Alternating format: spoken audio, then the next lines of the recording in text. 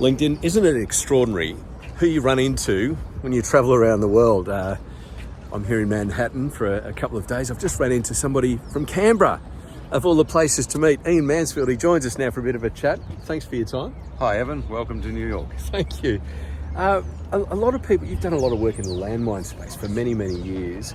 And I was intrigued because a lot of people think, are they still a problem today? And they are, aren't they? Quite a problem. Yeah, sadly there's probably 40 or 50 countries around the world still affected by landmines and other unexploded devices that haven't gone off. The worst these days is probably Ukraine. Areas that the Ukrainian forces have reclaimed have been heavily landmined, and also lots of unexploded ordnance. Occupied territories, Gaza, West Bank, enormous problem with unexploded ordnance under the rubble and the debris. Southern Lebanon now. Yemen's a mess, there's fighting going on, and other places like Sudan are much forgotten countries. But there are success stories though. Mozambique, for example, was heavily mined. They've cleared all the mines and getting on with development and life.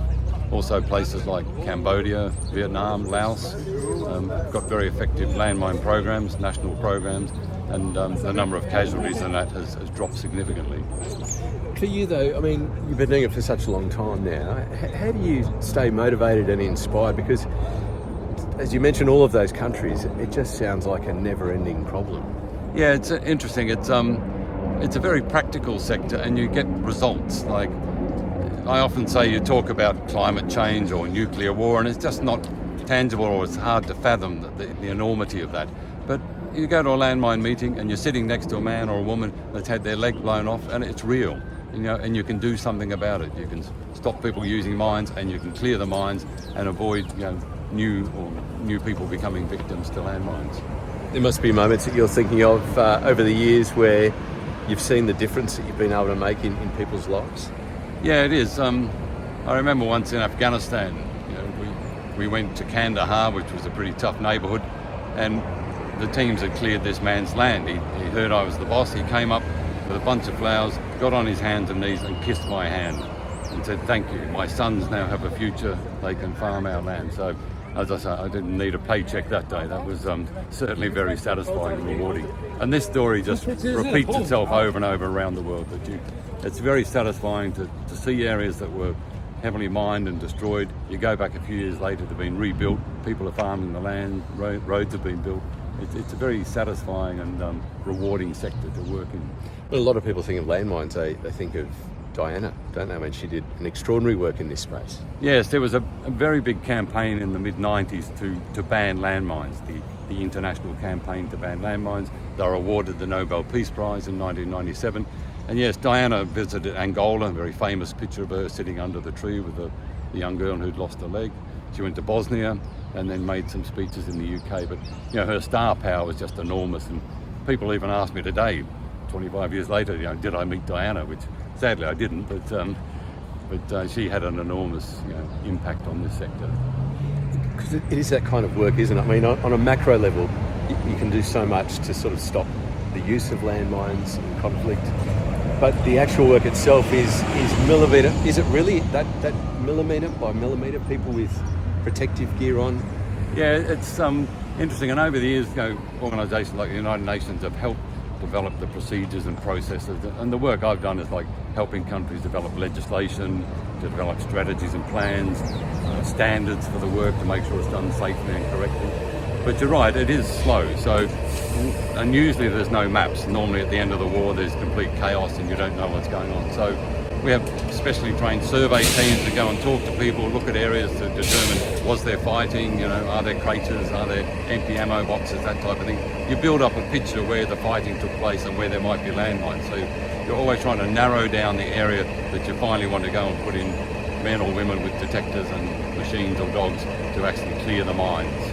So it's a risk management process, if you like, to try and narrow down the areas that need the work. Aren't you supposed to be retired? What keeps you going with all this? Yeah, I retired and went home to Australia in 2011, but I don't play golf or don't go fishing, so I got bored. And so you keep clearing landmines, right? Yeah, just started to do consulting work for organisations like the United Nations and others. As I say, more at the management and resource mobilisation and getting money to help certain countries. So what's got you in Manhattan this week? Well, one of my jobs, this sector is heavily dependent on donors. These war-torn countries don't have any money or ineffective governments. So a lot of donors like Australia, United States, other Western countries provide money. And they have an informal organisation, about 30 countries get together, and they meet once a year in Geneva and once a year here in New York. And I help arrange that meeting. So I've been here this week to arrange a meeting. There are about 20 donors in the room, and the big issues, of course, were Ukraine, Gaza, Yemen. And it's good to get them up to date with what the current situation is and the needs for those countries, and for the organisations to present their case. So you'll never retire then? I mean, I can see that it inspires you, doesn't it? I mean, you talk about being able to make a contribution in the world. It makes retirement feel like, Yeah, it's interesting. I never thought I'd keep working this long. I'm in my early 70s, but there is an annual meeting, and there's been 27 of them, and I'm the only person who's been to all 27. So my goal now is to make the 30th. So I think I'll aim to go to the 30th meeting, and then might call it quits then. I was intrigued. You were saying before you were here in 2001 when the terror attacks happened. Those memories stay clear in your mind, don't you? You remember exactly where you were, and you were actually saw it play out. Yeah, I was working in the United Nations headquarters. I was here for about 4 years then. So on September, in fact, I'd flown in to JFK on the night of September the 10th, because I'd been away at a meeting. The morning of September the 11th, my wife and I were walking up 3rd Avenue, and we actually heard a plane go over really low, making funny noises. And we looked and said, that's odd. Got to work, and then shortly after, my wife rang and said, planes hit the World Trade Center. So I was on the 21st floor of the UN building, went across to the other window. I saw the second plane hit the second tower. You saw it go into the building? I saw the second plane hit the second tower.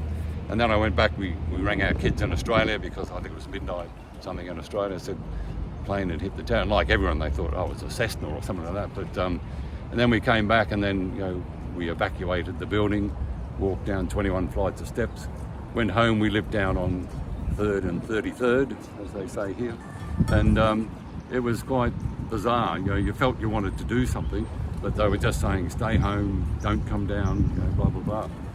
So it was just eerie. It was just deathly quiet, except for fire trucks, sirens going off.